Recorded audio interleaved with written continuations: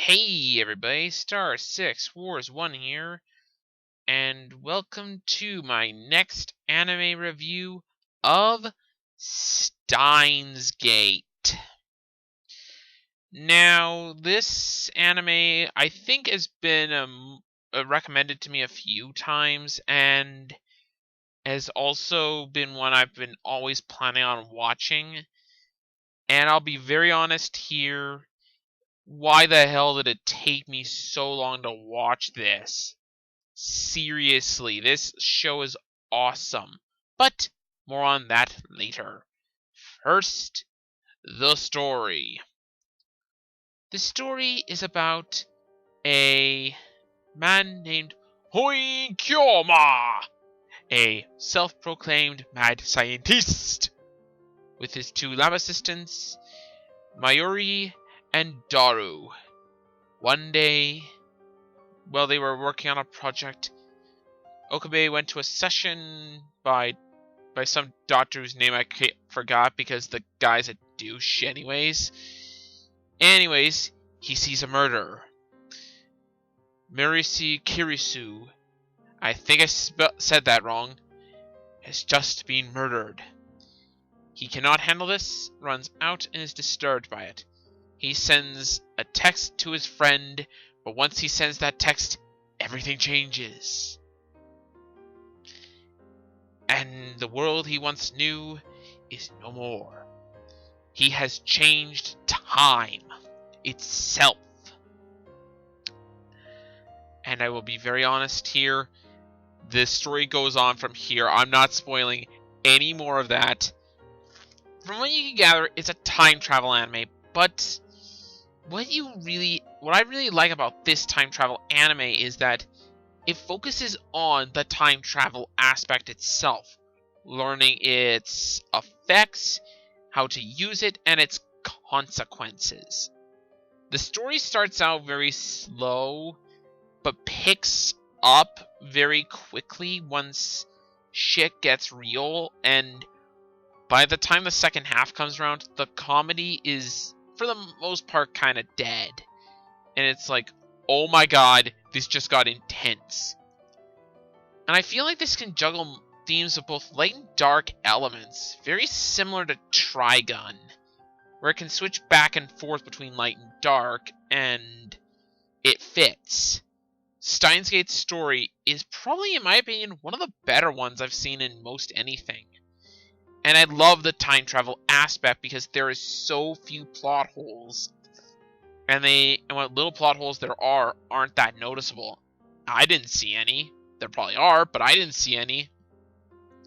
So, great job on the story. How are the characters? Well, let's first go with Hoi Kyoma himself, Rinto Okabe. This guy, after watching his entire series with him, he is now by far my favorite character in the show, and he's definitely on the high list of my favorite anime characters. The guy changes so very subtly during the events of the story. You don't even notice some of the changes at first in the second half, but when they hit home, they hit home. He has a very likable personality to begin with, but the second half, my god, what he has to go through in this story is nothing short of heartbreaking. And it's just, oh, so touching and so sad. But throughout it all, he continues to believe that Steins Gate will lead him to the correct path. And will it? Well, you'll have to watch the show to find out, because I'm not telling you. Next up is Makase Kirisu. Now, well, people could probably consider her a tsundere. I see a little bit more than that. Yet true, Okabe pisses her off and she acts like a tsundere around him. And Daru occasionally when he makes a really perverted comment. And she gets what it means. But other than that, she's actually a pretty cool character, and you get to see more than just the tsundere. She's not a tsundere for the sake of being one. She has a personality outside of that. That's doing a tsundere right, guys. People need to learn from this. Also, I think she's pretty much a brainiac and a nice foil to Okabe, but at the same time, a good, not just a foil, but a good assistant to him as well. And they fit each other perfectly. Maybe more on that later, but I might not get anything more than that. Next up, Mayuri. Okay, Mayuri is unsettling to say the least. Not her herself. Oh no, she's a perfectly fine character and pretty likable. What I mean was more so is she's unsettling because you get the sense that something isn't quite right with her. You learn, I think, bits and pieces of why that is as time goes on. So I'll be honest, she's definitely most unsettling, and that really is cultivated in the second half. But all she really wants to do is be by her best friend's side, Okabe. And I actually really like that. So I like her character. The last one I want to talk about is Daru. Daru is... how shall I put this? I don't quite know what to think of him. Daru's not a bad character by any stretch of the imagination, but there are times he makes me very groan. It's like, ugh. But you really can't understand because you probably do know a person like Daru. Hell, I probably do. But, you know, just, he's okay as a character. Overall, the rest of the characters, though, I actually really like. All of them are pretty good in their own special ways. So, no problems with the characters. How about the dub? The dub is awesome. Okay, it has its moments where it's like, okay, you could have done better, but seriously, J. Michael Tatum once again steals the show with Hoi Kyoma! I love saying that, by the way.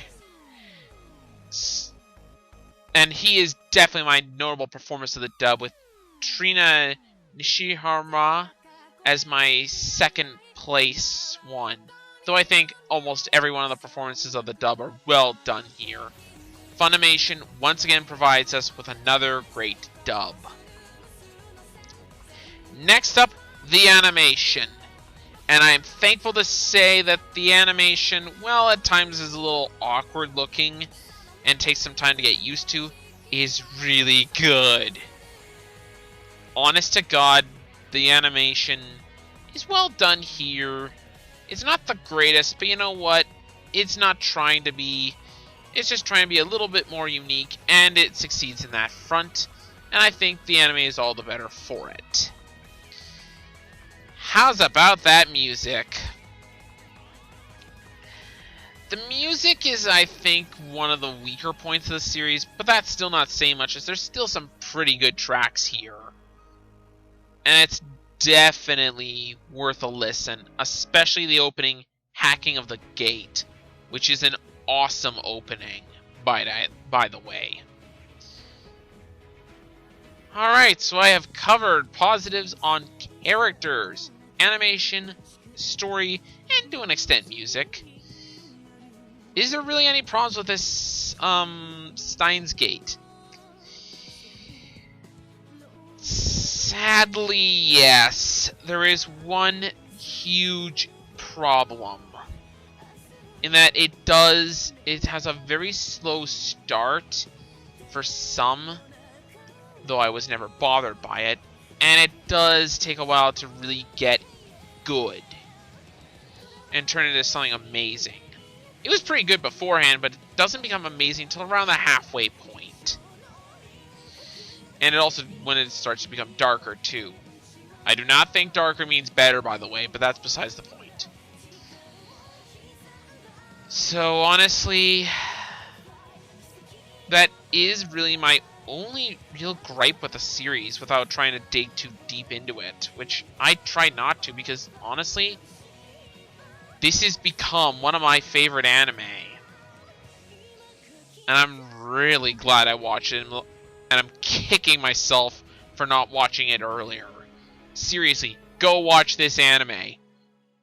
I don't think you need more of my review to just for me gush, just to say how much I just love Steins Gate. Also, this is unrelated to the review itself, but this is a fun fact. A recent 3DS game called Bravely Default was actually written by the same person who wrote the visual novel of Steins Gate.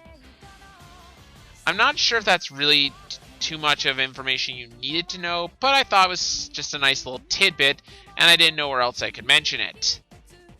Overall, Steins Gate's an awesome anime, and if you want to watch a show with time travel done right, watch this show.